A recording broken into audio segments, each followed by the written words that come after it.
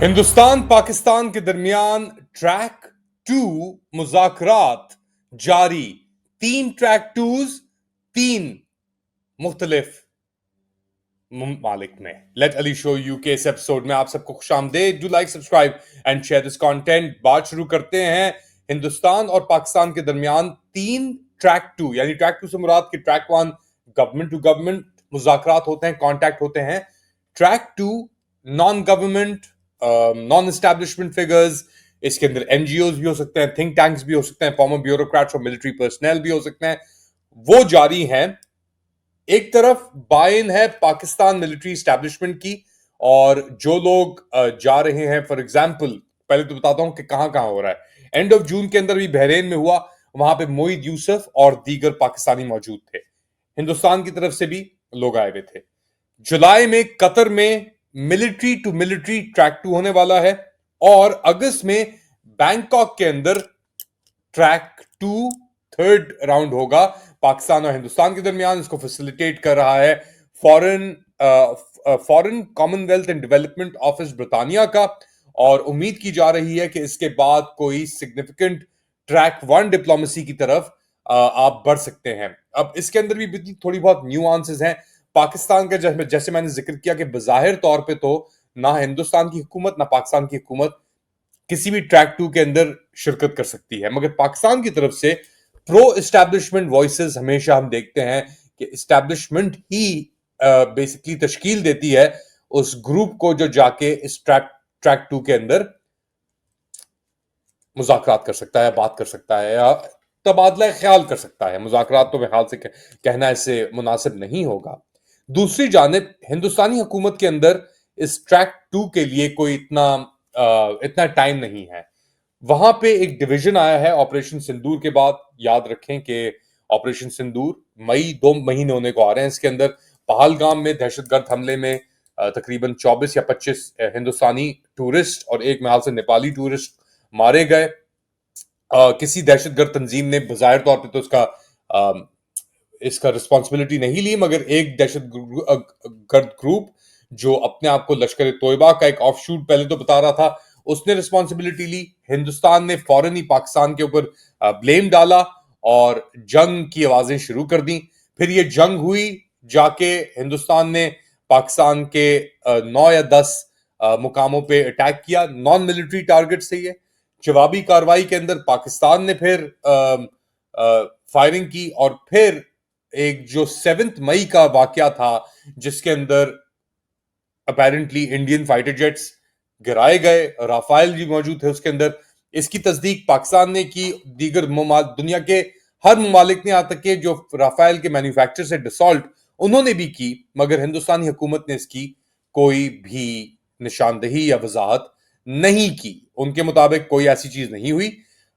मगर दुनिया भर के अंदर ये चर्चा है कि हिंदुस्तानी प्लेन्स को गिरा दिया गया है। इनफैक्ट हिंदुस्तानी अपने जो मिलिट्री पर्सनल है भी, हाल ही के अंदर इंडोनेशिया में Indian defence attache Shiv Kumar, उनका भी कहना था कि जी हमें पॉलिटिकल कंस्ट्रेंट्स थी हमारे पास, इसलिए हम जवाब नहीं दे सके उस तरीके से जो देना चाहते थे।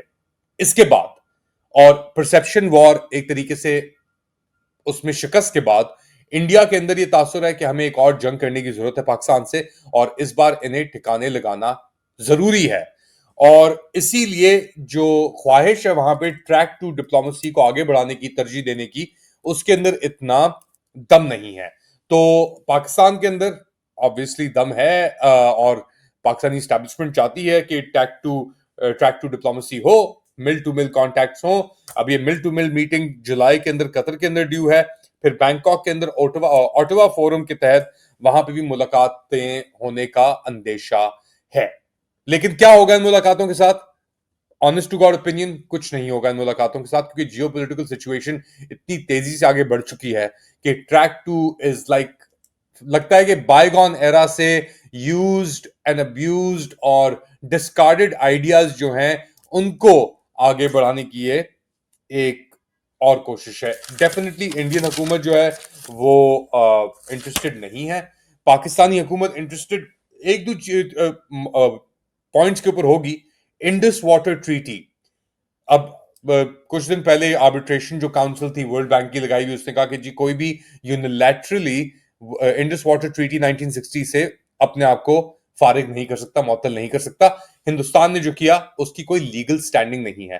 पाकिस्तान चाहता है इस चीज का, इस इशू का रेजोल्यूशन हो। इंडिया कह रहा है कि हम ये स्मॉल डैम्स और वाटर के इनकैचमेंट्स बना रहे हैं कि पानी पाकिस्तान जाने से रोकें। पाकिस्तान के अंदर एक ड्राउट लाइक सिचुएशन एक तरफ हुई, फिर तूफानी बारिशों के बाद सैलाब जैसी सिचुएशन एक तरफ हुई, तो क्लाइमेट चेंज पाकिस्तान के लिए एक बहुत बड़ा इशू है। और अगर पाकिस्तान के रिवर स्टेबिलिटी है जो in downward stream river stability अगर नहीं हुई, तो पाकिस्तान के लिए और पाकिस्तान जो एग्रेरियन इकोनॉमी अभी तक है उसके लिए बहुत ही एक खतरनाक मरहला और सिचुएशन डेवलप हो सकती है। ये है पाकिस्तान के एक्सटर्नल इश्यूज। इंटरनली पाकिस्तान के अंदर क्या हो रहा है? पाकिस्तान के अंदर इंटरनली एक सियासी इंतकाम और अंजाम की सियासत अभी भी जारी है, और उसका मरकजी किरदार इस सियासी इंतकामी सियासत का जो है वो है इमरान खान। वो बंदा जिसको 700 दिन हो गए जेल के अंदर, उससे कोई नहीं मिला। उनकी बहन के खिलाफ उनको माइनस कर दिया गया है। ना सिर्फ केपी हुकूमत उनसे अब बात नहीं कर रही, बल्कि कोई भी बात नहीं कर रहा। सिर्फ 22 घंटे उनको जेल के अंदर रखा जाता है अपने जो उनकी चबूतरी है उसके अंदर, और 2 घंटे उनको बाहर निकाला जाता है। उनका वजन भी कम हो रहा है। तो अलीमा खान से सुने कि वो क्या कह रही है अपने भाई के बारे में, और फिर बात को आगे बढ़ाते हैं। इमरान खान को बिल्कुल तन्हाई में डाल दिया गया है। इमरान खान को माइनस करने की कोशिश हो रही है। आपको किसी को नहीं नजर आ रहा कि इमरान खान को बिल्कुल तन्हाई में है? 15 मिनट से मेरी बहनें मिल रही हैं। इमरान खान की मशावरती टीम को नहीं मिलने दिया जा रहा। इमरान खान के जो पॉलिटिकल लोग हैं उनको नहीं मिलने दिया जा रहा। तो माइनस नहीं है तो और क्या है? तो अलीमा खान कह रही है कि ये माइनस नहीं तो क्या है। मुज़ाकरात की बात आवाजें आना शुरू हो जाती हैं इस कठपुतली निजाम से जब भी इमरान खान तहरीक की बात करता है। पाकिस्तान तहरीक इंसाफ के बानी ने एक क्लियर मौकफ दे दिया है कि मुज़ाकरात तो उन्हीं से हो सकते हैं जिनके पास असली ताकत है, जिनसे डोनाल्ड ट्रंप ने मुज़ाकरात की थी। ये बाकी कठपुतलियां तो इधर उधर हवा की थैली है, इधर चली गई उधर चली गई, फटी हुई थैली, जो होना है होता रहे। तो इमरान खान का मौकफ सही बिल्कुल बरकरार है अभी तक। अलीमा खान का मौकफ बिल्कुल बरकरार है अभी तक। बरकरार है तो नहीं, वो है आपकी केपी हुकूमत जो भी आवाजें तो भड़कें तो बहुत निकालती है मगर करती कुछ नहीं। और अब उनकी भड़कों का जवाब दे रहे हैं फैसल करीम कुंडी, फॉर्म 47 के लगाए हुए गवर्नर। 47 केपीके के गवर्नर, पीपल्स पार्टी से इनका ताल्लुक है, और इनकी झड़प हुई है अली अमीन गंदापुर के साथ। अली अमीन गंदापुर कह रहा है किसी का बाप है दिखा दे मुझे कि हमारी हुकूमत गिर सकती है। ये कहता है अभी दिखाता हूं मैं तुम्हें। तो कुंडी को सुने फिर देखते हैं क्या होता है।